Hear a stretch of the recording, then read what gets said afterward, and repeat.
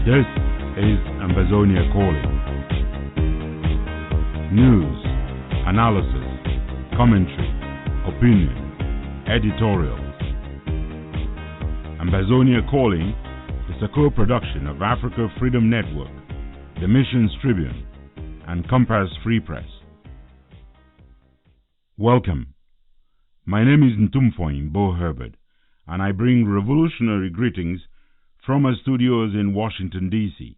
to all of you, friends of Ambazonia and fellow Ambazonians on Ground Zero and across the globe.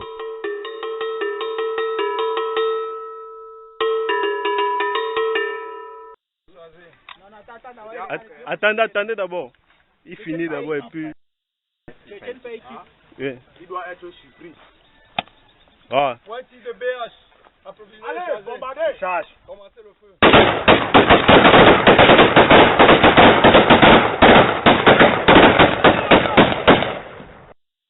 The audio you've just heard there is of an execution. On Saturday, one more video of yet another extrajudicial execution by the BIA terrorist forces began its rounds on social media. The video shows a young man sitting on the ground, his knees folded up into his face and his arms wrapped around his legs. He is bare chest, his shirt apparently having been taken from him by his captors who have used it as a blindfold. The shirt is rolled around the young man's head and face. The voices of soldiers can be heard off camera, speaking with one another, speaking especially to a soldier pictured closer to the young man.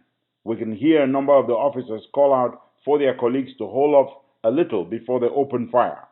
One of the officers says the young man should be allowed to complete whatever he is doing, and from the camera angle, we do not see exactly what he is doing. Then the soldier closest to the young man uses a machete to try to chop off the right foot of the young man. The officers are overheard saying the letters BH, meaning most likely that the young man was arrested on suspicion of being a member of the Islamic sect Boko Haram. The officer closest to the victim steps away as the young man grabs his foot in pain. We can see the right foot has been hacked. The soldiers can be heard calling out to each other to get ready to fire. One of them can be heard saying to the victim that he has to be caught by surprise. Another shouts out an order to the effect that the young man should be bombarded with bullets. Then the order comes for execution. Fire is open and a hail of bullets rings out from very close range. At least 25 shots are fired, hitting the young man on several parts of his body, throwing him backwards to the ground and rolling him over, raising dust all around the area, killing the young man most likely instantly. In less than 30 seconds, the officers appear to have charged the suspect of committing the same crime of being a Boko Haram member, the same crime that was presented as an excuse for executing 2 women and their 2 infant children. In less than 30 seconds, the suspect is tried, found guilty, sentenced to death by firing squad, and executed. The whole scene on video lasts less than 30 seconds. 30 seconds more to show the entire world once more, in full view, the extent of the barbaric regime that has misruled the Cameroons and has colonized Ambazonia for the past 57 years. Another 30 seconds of video reminding Ambazonians why we must fight to the last man and why we cannot belong to a country of savages. Now that you have heard me narrate what happens in the video, here once more is that audio. Attendez d'abord. Il finit d'abord et puis... Il doit être surpris. Ah. Pointi de BH. Allez, bombardez. Charge. Commencez le feu.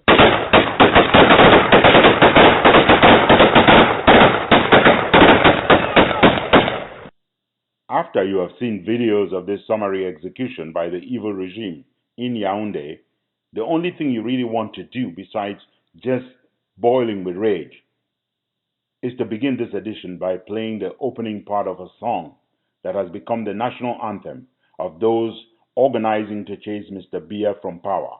These are the opening notes of the song that has become the official campaign song of the Chassement campaign that Francophones want to roll out to make sure that Mr. Biya is chased from power October 7 at the latest.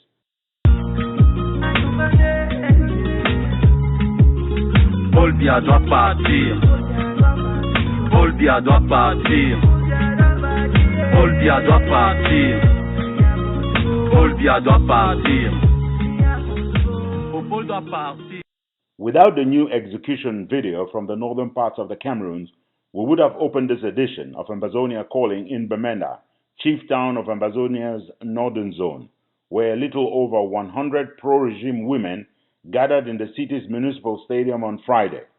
The women told the BBC's Randy Joe Sarr that the reasons they spend their day of lamentation swimming in the dust of what passes for Bamenda's municipal stadium was to call for a ceasefire and an end to the massacres in the war declared against Ambazonia last November 30th by the colonial dictator of Cameroon, Paul Biya.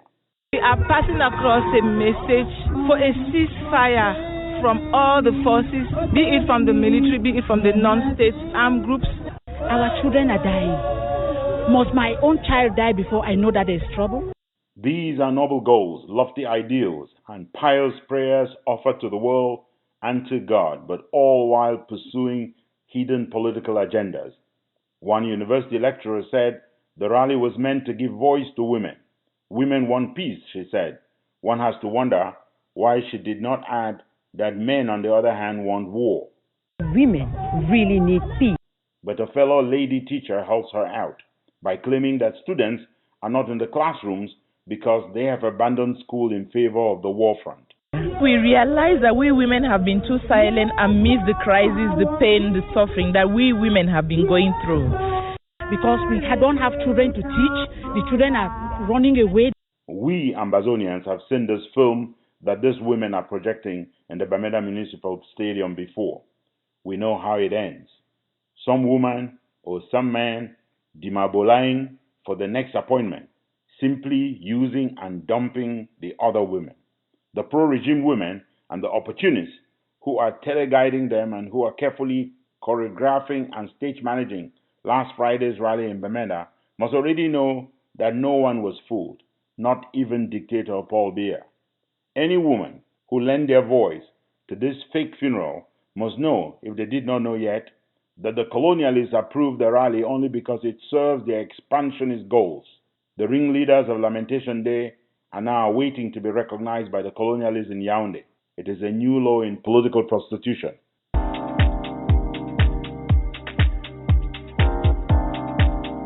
This is Ambazonia Calling. Still ahead in this edition, we have The Devil Unmasked with Professor Emmanuel Tatamenta. We have a winner for the Nyamfuka of the Week.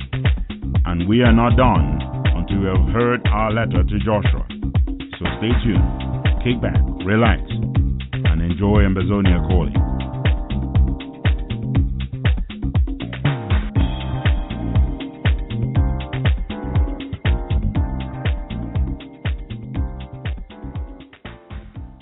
The genocide continued unabated in Ambazonia, aided by the criminal silence of the United Nations, paid in golden status. The atrocity crimes and crimes against humanity being committed by Biya terrorist forces count on France for not only funding, but for cover before the United Nations Security Council. Equipped militarily by the French, Israelis, Chinese, Serbians, and the British, with its elite assassination squad, the B, trained by the American Special Forces, the occupation forces of colonial Cameroon did their worst again this week.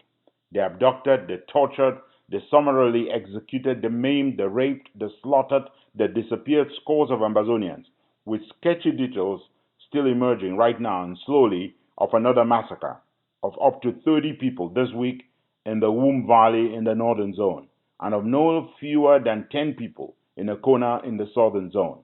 The victims in Ekona's massacre include Pa Jonas Bizeng, the secretary of the Presbyterian Church Ekona Park, and 3 of his sons, 2 of them his biological sons, and the third, an adopted son who lived with him.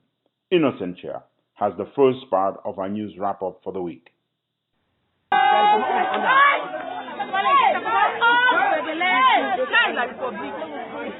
This one is happening to us in Cameroon now. They want to kill all Southern Cameroonians. I watched this video today. This family, I think, was in the corner. This is the father and his son that was shot point blank by Republic forces.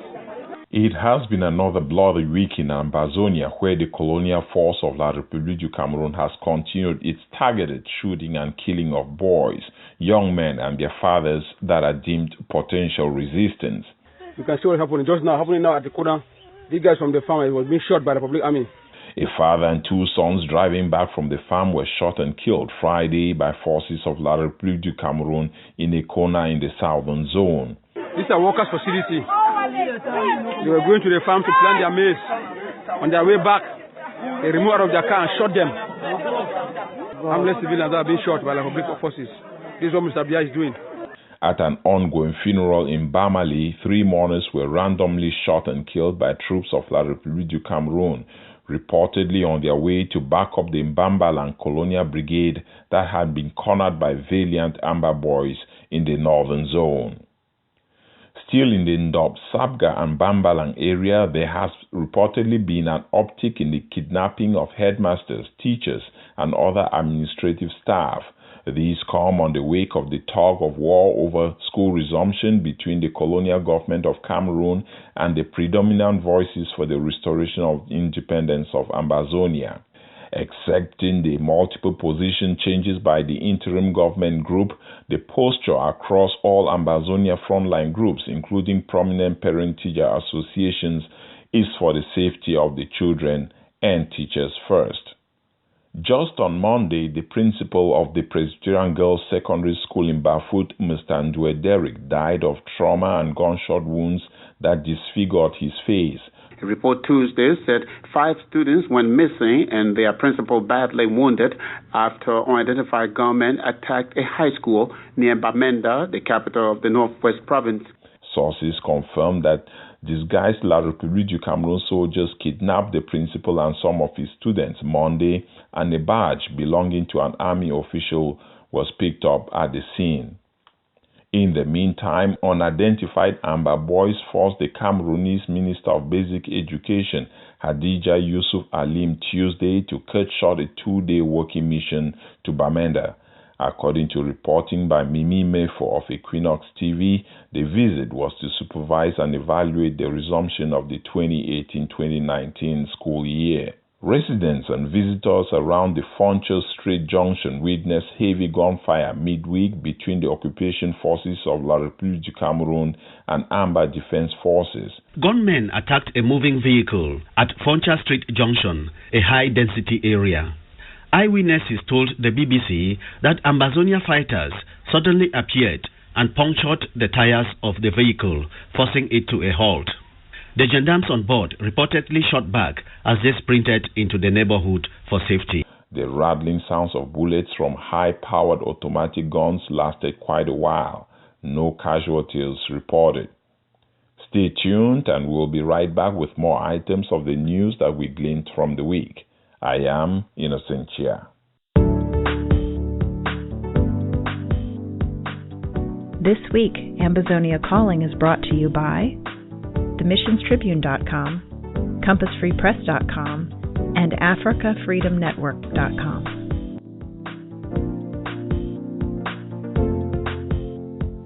The second part of our news wrap-up, brought to you as usual by Innocentia, begins with the relief millions are showing this week as they learned of the transfer of Ambazonian refugees away from Ikom to Ogoja in eastern Nigeria. The move will make it more difficult for the colonial forces of Biya to pursue the cross-border genocidal raids that they have grown accustomed to making into refugee camps in Nigeria. Here is Innocentia. Thousands of Ambazonian refugees living in makeshift camps in Nigeria's Cross River State are getting moved to a new settlement in Agadom. Sponsored by the United Nations Authority for Refugees, UNHCR, and the Ogoja local area government in Cross River State, Nigeria, the resettlement comes amid cries that scores of refugees are dying daily from lack of basic care and malnutrition. Conservative figures number as many as 70,000 Ambazonians that have fled to Nigeria ever since Cameroon embarked on a genocidal war against the former British Southern Cameroons. Details remain sketchy over reports of the abduction of Fonabumbi II of Bafut. Unconfirmed sources reported Tuesday that the fawn had been abducted by a joint 7-Katan Black Mamba Restoration Forces following a meeting that he allegedly had with a delegation from Yaoundé. A number of clashes and kidnappings have been taking place in the northwest and southwest troubled English-speaking regions in the country. In the meantime, the fawns of Mejang and Oku have both been released by their captors. A red alert has been issued, however, for the populations of Babanki, Tungo, Sabga, and Bafut. Do not stay in your home. If you live in Bafut, do not stay in your home. There was a meeting by the colonial military in Bamenda, and they are launching out probably going to be the worst of killing that we have known in the history of this struggle, especially for Bafut people.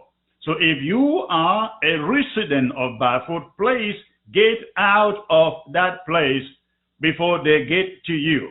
The fingerprints of Paul Atanganji, Minister of Territorial Administration, are all over an audio recording designed to brew up conflict between Ambazonian Restoration Forces and the Bororo community that has settled over several decades in Ambazonia. The audio falls along the divide and rule politics of La République du Cameroun, just as it has been actively sowing seeds of division between the people of the southern and northern zones of Ambazonia. Preparations are wrapping up for next weekend's conference of the Unrepresented Nations and Peoples Organization in the state of Savoy, a region in France that has been actively seeking its independence. Dr. Alari Ayamba is heading the Ambazonian inaugural delegation. Meantime, some English politicians, including Emily Ann Thornberry of the British Labour Party and a member of Parliament, has taken to Twitter and the floor of the British Parliament to highlight the plight of Southern Cameroons. In June, the Trade Secretary hailed a new $1.5 billion natural gas deal with President Biya's regime in Cameroon in a government press release entitled International Visits Pay Off. So can the Minister tell us, did the Trade Secretary not know about the Biya regime's ongoing persecution and massacres in Cameroon's English-speaking regions, or did he just not care? Activists are welcoming the exposure and leadership. Finally, in foreign news, while African heads of states were in China midweek attending the China-Africa Summit to mortgage what is left of Africans' underground resources, President Biya did the unpresidential by putting his personal credit on the line and doing Bayam Selam with a Chinese manufacturer of planes. Innocent Chia for Ambazonia Calling. As you heard in the second part of the news summary, British parliamentarians are beginning to speak up more forcefully in denunciation of the British government's callous indifference in the face of a territorial dispute that is a direct byproduct of their failure to complete the decolonization process in the Cameroons. Here is Honourable Emily Thornberry on the floor of the British House of Commons this week. On the 7th of June this year, the Guardian newspaper ran a special feature on the brutal campaign of violence by the regime of Cameroon's President Biya against English-speaking communities in the west of the country, which were formerly known as British Cameroon, communities to whom we owe a historic responsibility. They quoted in The Guardian the ordinary men and women who saw their villages attacked by Biya's military, who saw their neighbours and family members killed, and that they were forced to flee for their lives. They quoted the charity workers who were looking after thousands of displaced women and children for whom they warned going home would be suicide. Now, by any normal moral standard, you would expect the UK government to read those reports and be appalled. But not this government. The very next day, after that report was published, the British Trade Secretary announced a £1.5 billion deal with a British national gas company and President Biya's regime. A deal which, in the words of the Trade Department's press release, will, quote, generate a huge stream of revenue for Cameroon's public treasury. In other words, we have a regime ranked as the 25th most corrupt in the world, a ruler in his 43rd year of autocratic power, with a personal wealth of over $200 million, engaged in a systematic campaign of brutality and killings against English-speaking community in his country, and all the government can do is boast of doing trade deals which will only enrich him further. That, in my mind, is what this government means by global Britain. Also, as we heard in the news wrap-up, the abduction of the principal and students from PHS Bafut was the handiwork of La République terrorist police officers. These are the students of the CSST Bafut. I would like them to tell the whole world what happened on the 3rd of September. Ambazonian restoration forces who stormed Bafut after the incident and have been seeking to clear their name released a video on social media on Saturday showing a dozen of the students. One of the students narrated the story of what happened at their school in the following words. It was on a Monday morning when we heard gunshots and the police entered the school. They took our principal. We, the students, we ran away and entered inside the bushes. Fortunately for us, we met the good guys, the Ambazonians. They took us, they have been taking very good care of us these past days. So, I don't know, maybe you guys have been hearing different stories that the Ambazonians are the ones who took the principal. They are not the ones. It was the police who took the principal. We were just fortunate that we ran and entered the bushes and they found us. So, that is what happened that day.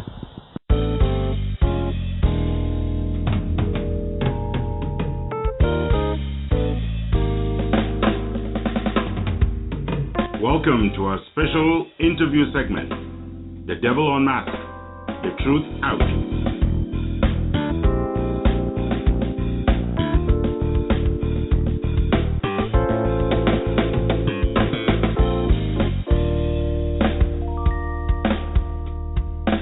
Thank you very much, Professor Tazamenta, and welcome to this segment, The Devil Unmasked. Thanks kindly, Ntumfoyn, for getting me on board so that we join our listeners in dissecting the realities of the demonic schemes being visited on people of Ambazonia.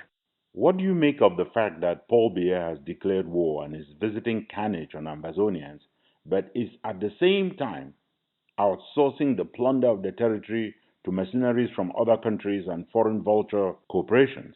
Ntumfoyn, let me tell you that is demonstrative of the fact that Lucifer is alive and roaring like a wounded lion. Let us take the case of the CDC. A CDC protocol agreement signed on Wednesday, 20th of June 2018 in Yaoundé finally brought to reality the much rumored speculation of privatization. 3 foreign companies, Tilium from Egypt, Fetlor, and Timac from France, are the new owners of the CDC.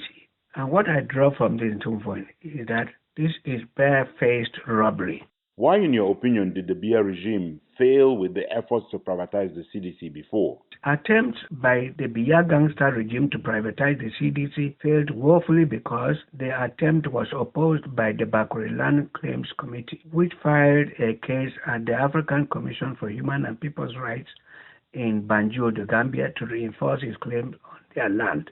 Is it not the case that the CDC is the property of the people of Ambazonia? Indeed, its origins in the Legislative Council in Lagos and the 1948 resolution of the United Nations Trusteeship Council shows that CDC is owned by the people of the British Southern Cameroons. A presidential decree magically made public on 20th of January 2016 states that the government of the Satanic Republic of Cameroon became the sole shareholder of the CDC.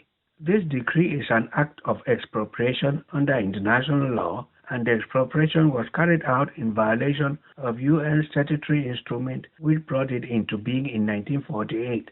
Given what the colonial regime of Cameroon is doing all over Ambazonia, couldn't we say that they have a billboard up that says country for sale?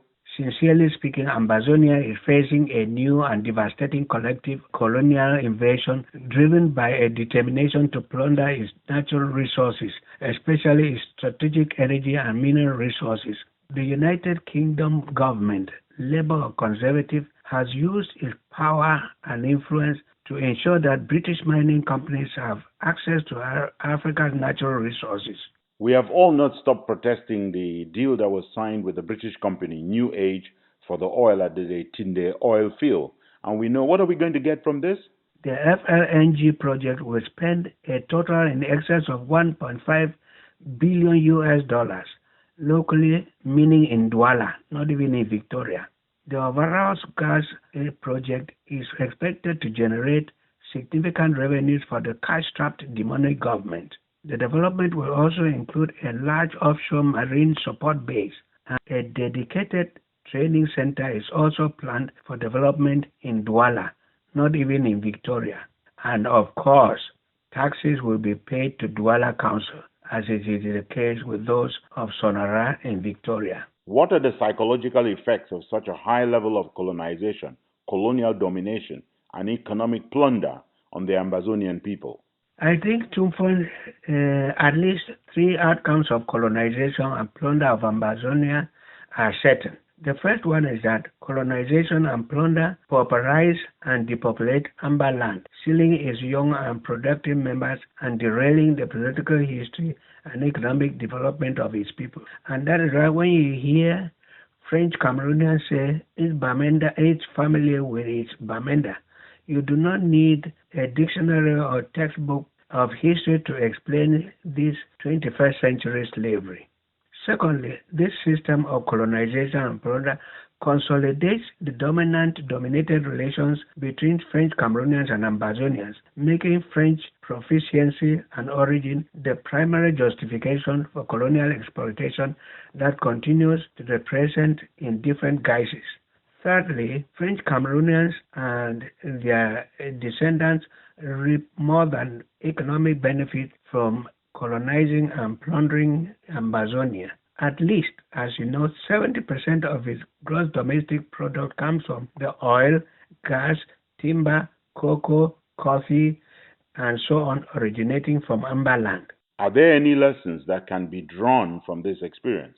Ntumfoyn, let me start with some remarks to underscore some 4 points. That is, first, a key indicator of domination is the power to name Ambazonians and the self, interpret past, and preserve memory of it. That is why the Satanic Republic of Cameroon keeps harping on the well-worn idea of German Cameroon, though it was historically extinct after the First World War. In usurping that power, the French Cameroon colonizer finds a more insidious and potent psychological advantage than the use of lethal arms as it has been the case in the past half-century. Today, the gloves are off. The French Cameroon demons have resorted to outright targeted killing, arson, looting, genocidal rape by sexual terrorists, and desperate extortionists.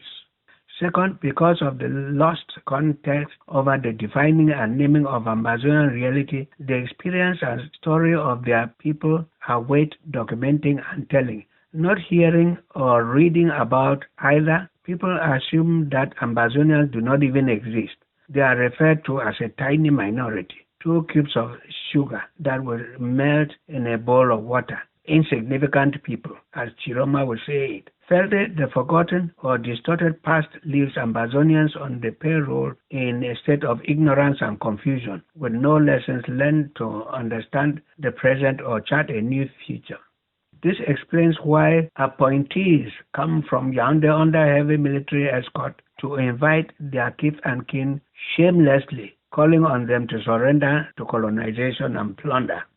Fourthly and finally, Establishment psychology historically plays a significant role in the context of reality and memory, serving as a potent tool for concealing the violence of colonialism, plunder, and distorting the bitter experiences of Ambazonians in the cesspool of corruption, wretched governance, blood-sucking, and impoverishment.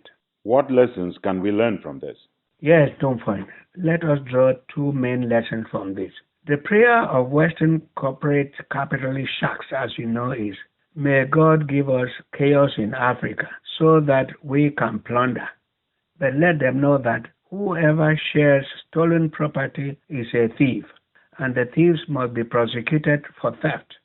Though justice always rides a slow horse, the capitalist vultures should understand that they cannot plunder Ambazonia and get away with it in the 21st century. The second is that Francophones suffer historical amnesia over the atrocities of the murderous Ahidjo-Biya gangster regimes. They are drowned in fear that has rendered them docile and spineless. Hence, Ambazonians should understand that their national liberation lies squarely in their hands. They should never expect any sympathies from them. Now let me end with a question that I've asked you in practically every edition that we have done so far. Where do we go from here? Ntumfoyn, let me say it as a last word. President Paul Biya's outsourcing and his colonization of Ambaland for the plundering of its natural resources by mindless capitalist vultures is like a sinking ship, a sinking Titanic. Ambazonians must therefore fight fearlessly and relentlessly for their national liberation and survival as a sovereign people. Nobody will do it for them. Let Ambazonians put the international community in the helpless position of merely accepting the reality of their restored nationhood.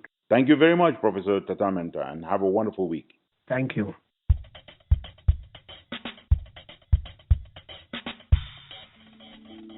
Ambazonia Calling.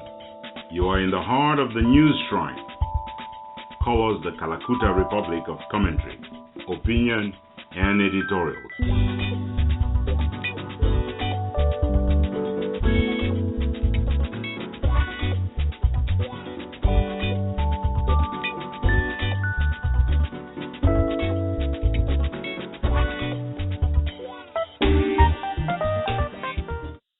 Pursuing a peaceful, legal, diplomatic, and nonviolent struggle to restore their independence, Ambazonians have rested their hopes on the United Nations being fair, owning up to its fair share of mistakes in the decolonization process, and taking action to remedy such mistakes.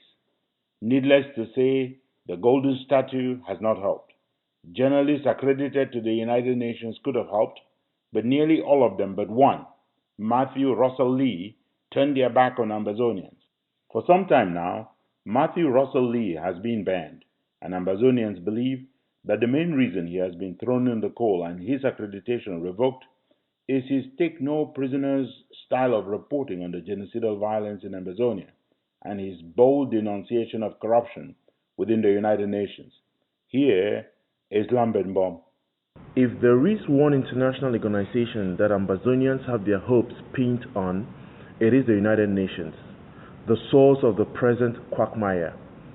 It is this multilateral body that bungled the decolonization process of its former trustee territory, British Southern Cameroons.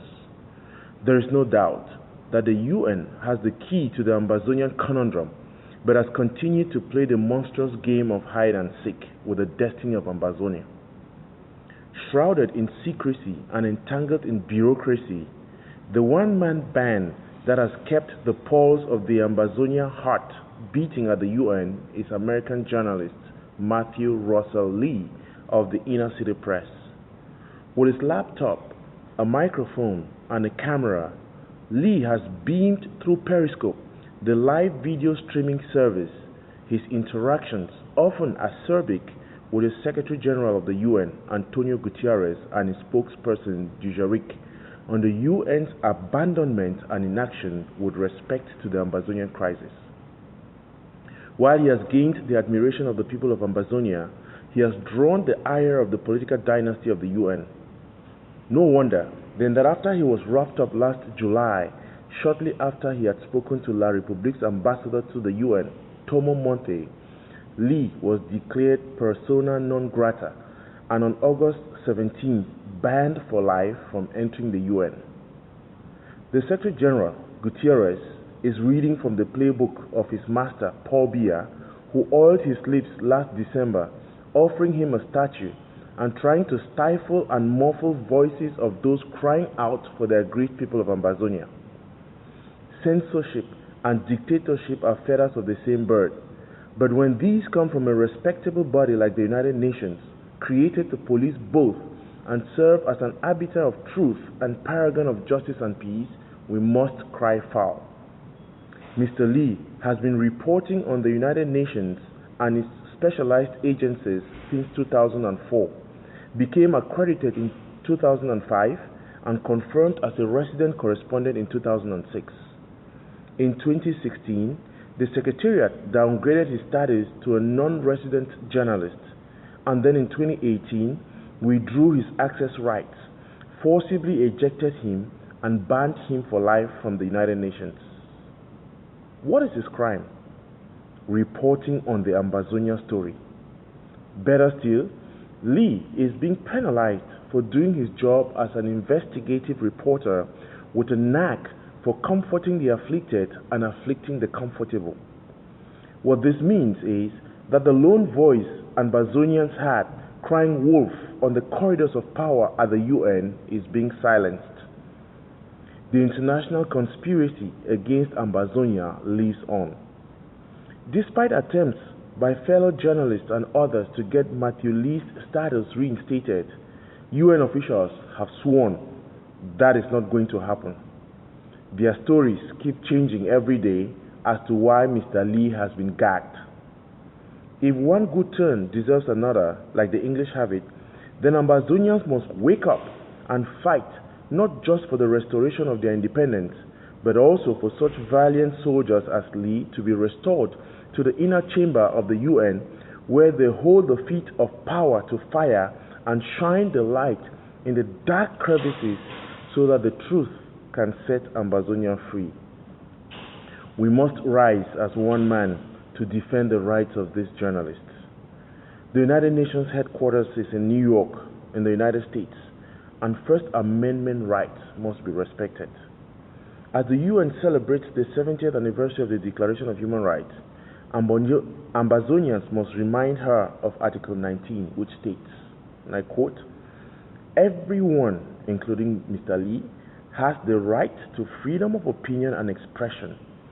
This right includes freedom to hold opinions without interference and to seek, receive, and impart information and ideas through any media and regardless of frontiers."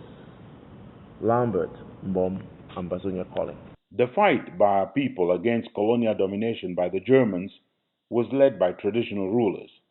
Tales of the bravery of our people are resisting the colonizers abound. Beyond fighting the Germans, several of our traditional rulers have refused to sell out to political interests today, opting either for neutrality or siding with their people, even at great risk to themselves. Recently, while rumors took over social media about the Fon of Bafut being abducted, reportedly by Amba fighters. Although Ambazonia Calling knows for a fact the story is a fabrication, we ask our very own Barrister Jutambe, himself a Bafut Manjong, to reassure the people of Ambazonia. Here is his report. Unconfirmed sources on social media shared information Tuesday of the abduction of His Royal Majesty Fonabumbi II of Bafut. According to these roadside sources, the Fon was abducted by the 7 Kata and Black Mamba Restoration Forces following a meeting that he allegedly held with some emissaries from Yaoundé. Whereas the Palace of Bafut and the Bafut Kwifo are yet to make any official statements confirming and or denying the rumor, unimpeachable sources confirm at Ambazonia Calling that His Royal Majesty Abumbi II has not been abducted or even come close to such malevolent imaginings. Indeed, according to our sources, even if someone had such a plot in mind, it would never come from any of the Amba Boys or Restoration Defense groups. Fonabumbi II, enthroned since December of 1968 when he was pulled out of Form 2 in CPC Bali to succeed his legendary father, Fona Chirimbi II, has been nothing but an exemplary leader of his people. He has stood on high ground and maintained the high ground on principles that his peers can only wish they could emulate. Several years ago, Fona Chirimbi II was appointed CPDM Central Committee member, a position that most would kill for. Not one day, not 1 hour, not 1 second did His Royal Majesty attend any of the meetings. His silence spoke volumes, and he was eventually dropped off after several years from the Central Committee list. 2 months ago, a high-ranking official of the Cameroon's Ministry of Defense reportedly violated all protocol and fatally shot at some citizens of Bafut. The young men ran to the palace and informed Fona Chirimbi. It is said that after the high-ranking official showed no remorse nor bothered to apologize to the bereaved families and the entire Bafut fandom, Fona Chirimbi walked barefooted to a sacred shrine. It is safe to say that the rogue official is no longer a threat to humanity. These actions push His Royal Majesty Fona Chirimbi II in the bad books of renegade zealots like Paul Atanganji of Cameroon's Ministry of Territorial Administration. The fake news of the abduction of the fund must therefore be seen as nothing but preparatory work by Paul Atanganji and his thugs from his prison days in Douala. He is preparing the ground to harm His Royal Majesty like they abducted 3 Bakwere chiefs and ended up with an accidental death. It is understandable, therefore, why he had to welcome the other 2 chiefs, accompanied by his ignoramus pal, Patrick Ekema, in Yaoundé. The population of Bafut and surrounding villages must therefore beware and guard their palaces and funds against the evil machinations of the likes of Paul Atanganji and company. In fact, the model used by the population in Bambili to hide out in the palace is one to seriously consider. Manjong Jude Ambe for Ambazonia Calling.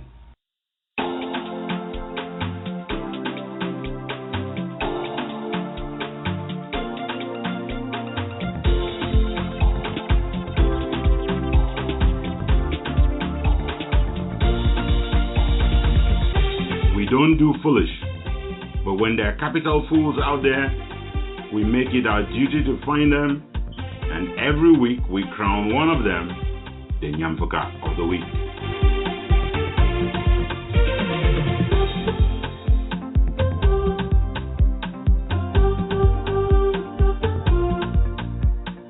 Here now is Veronique Vetimfe with the rundown of the Queens and Kings of Foolish this week. Finishing in 3rd place this week, and for the first time in the history of this award, is a citizen of the neighboring colonial Republic of Cameroon. Gaga Aman Aji is his name. He is supposedly a presidential candidate for the selection, not election, that neighboring republic is holding next October. This week, while doing the rounds of media houses in colonial Cameroon to promote his bid for the presidency, Gaga Aman Aji could not help kissing up to Paul Biya, tin god of Etudi. Not that it matters for Ambazonians, whoever wins selection of the worst human to be head of the colonial state of Cameroon. But frankly, this week we could not help but cry as we heard Gaga Aman Aji tell television viewers that Paul Biya really does not want to be president. Gaga said the reason Biya is running for re-selection is because citizens of his banana republic are begging him to remain in power. For taking selection foolishness to a whole new place, Gaga Aman Aji is this week's 3rd place finisher for Nyamfuka of the Week. The runners-up are 3 activists who, this week, put out audio messages calling for more violence, targeting a specific ethnic group. After doing extensive work unraveling some of the mess in our revolution and shooting into prominence with his insightful tapes, activist Digimas lost his lucidity this week when he issued directives to people on how to use the pest control known as gamalin to kill off the cattle belonging to the Mbororo people. The second activist in the runners-up category is journalist Eric Tato, who this week earned demotion from his usual first-place finish when he reiterated his call for persons known to be working against the independence of Ambazonia to face amputations of their limbs. As Ambazonia Calling has pointed out before, referencing gruesome acts of war in Sierra Leone and Liberia, such acts constitute crimes against humanity. The third runner-up is Judge Manu Gogado, who works directly with the Biya regime in Yaoundé. He sent out an audio message threatening attacks by the Mbororo against Ambazonia fighters. Ambazonia Calling believes that grave crimes have been committed and are being committed, but that anyone committed to Ambazonia would seek to de-escalate the conflict among Ambazonians, not stoke the fires of violence. For advocating more violence, Eric Tato, Digimas, and Jaji Mano Godado are this week's runners-up for Nyamfuka of the Week.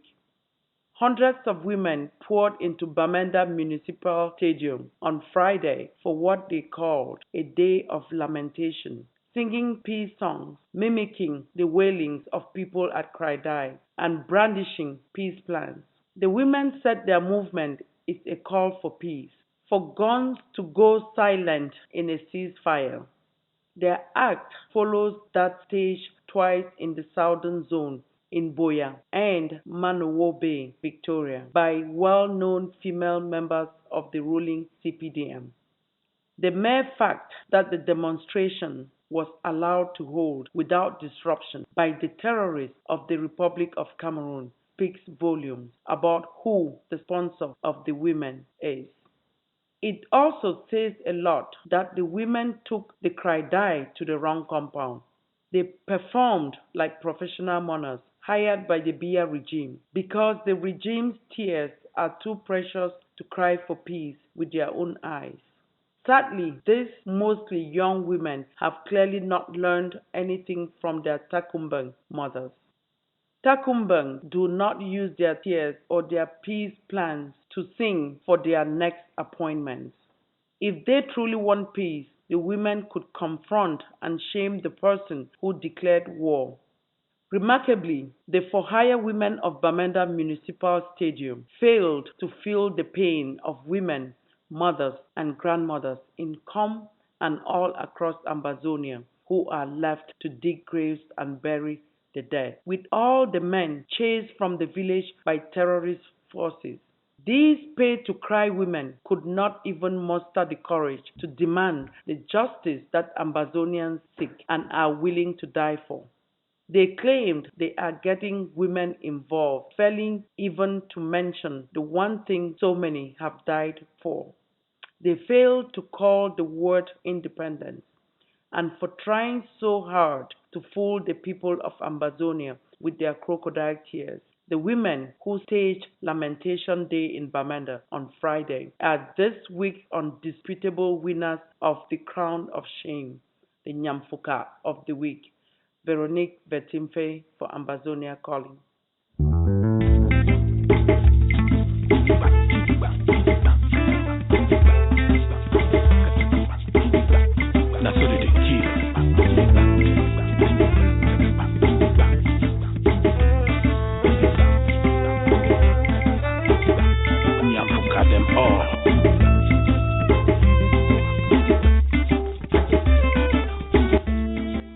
The monk from Balikumato, Vezekov himself, has just released No Violence, a song promoting global awareness of the genocidal violence ongoing in Ambazonia. It is Amba, made with passion, and you can find it on the web at www.wanaku, WANAKU.hearnow, here as in the verb to hear me, hearnow.com. Check out the song, love the song, love a brother, and share for Ambazonian cause, and use for every Ambazonian cause.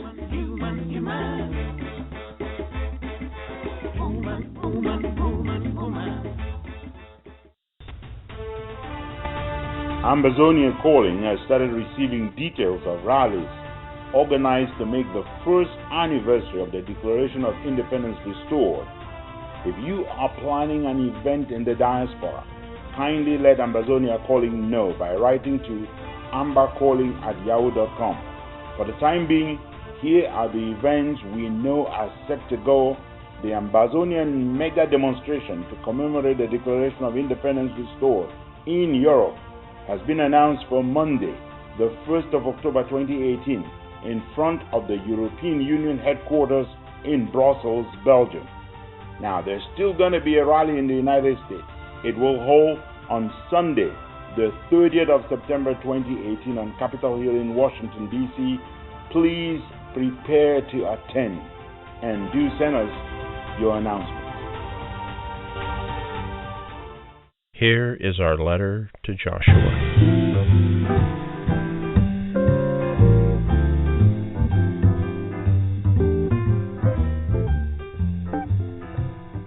Dear Joshua, copies of this letter are being simultaneously sent to Beijing, China, to Geneva, Switzerland, to Mvomoka, and to Etudi in La République, because I no longer know when you are visiting Cameroon briefly from your native Switzerland.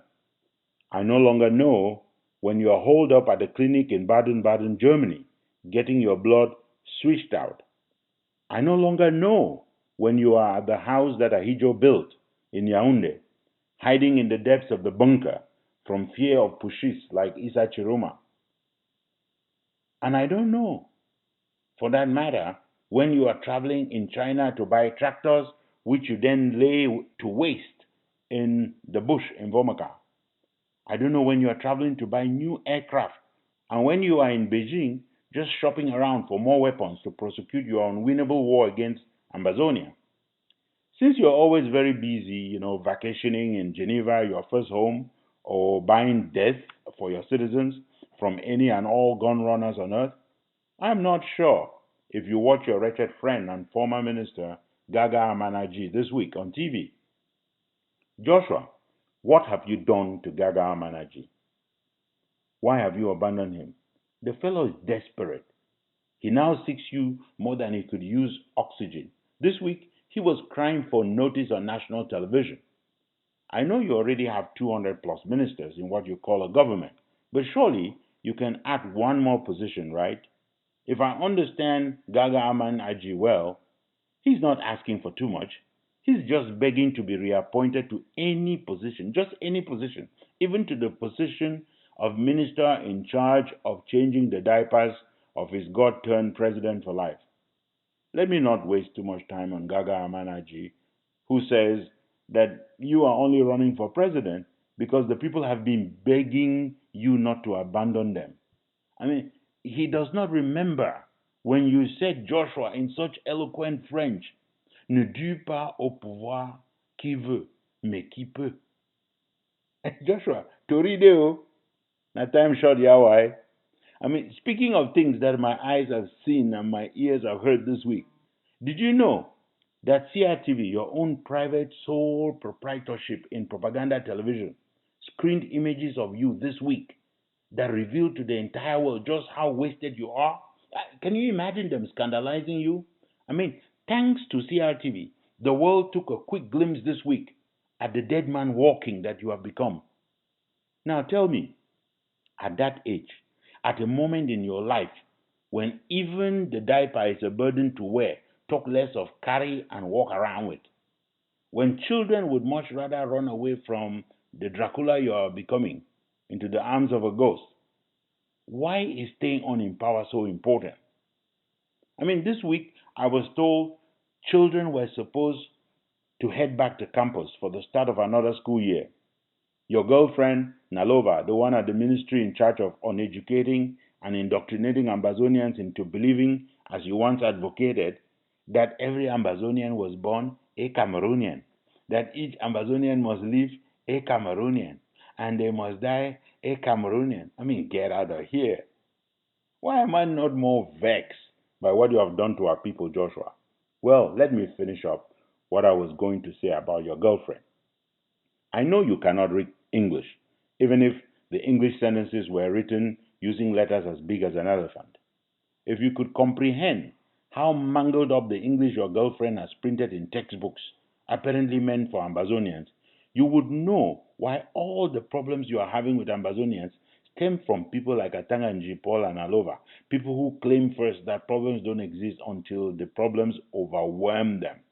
Is it that hard for the first-class French-speaking citizens of your banana Republic of Cameroon to ask one of those your Bamendas, one of those your Ambazonians, to translate a simple billboard or a textbook for you? It is true that Ambazonians now know better and are keeping their children away from the brainwashing system of uneducation that one of your worst creations, Jacques Famendongo, and one of your best athletes, Nalova, are offering them. I mean, tell me, Joshua, why should Ambazonians bring their children into an education system that lectures them that the French phrase barrage d'Edea is translated dam Edea in English? Why should any Ambazonian allow his or her child to be taught that the English translation for carte d'embarquement is embarcation card? Of what good is education if it teaches Ambazonians that English is made in Vomoka? You are wondering what that kind of English sounds like, yes? Well, here's a cleanliness campaign slogan, which your regime came up with in approximate French. Now, they translated it into Vomoka English, but here's the approximate French first. Faire la propreté est bien, mais ne pas salir est encore mieux. And now, the made in Vomoka English translation for that slogan, benefiting Ambazonians, you thought, read, to do cleanliness is good, but not to make dirty is even better. I'm only getting started on this topic, Joshua. I told you before, story long, at time short, yeah, why? I mean, Joshua, I just watched the video, another video of the savages you call soldiers executing another citizen somewhere in the northern regions of colonial Cameroon. This is why Ambazonians do not want to have anything to do with your cursed country. I mean, a comedian best described your colonial Cameroon. He said, that things are so negative in your Cameroon that the only thing positive is HIV.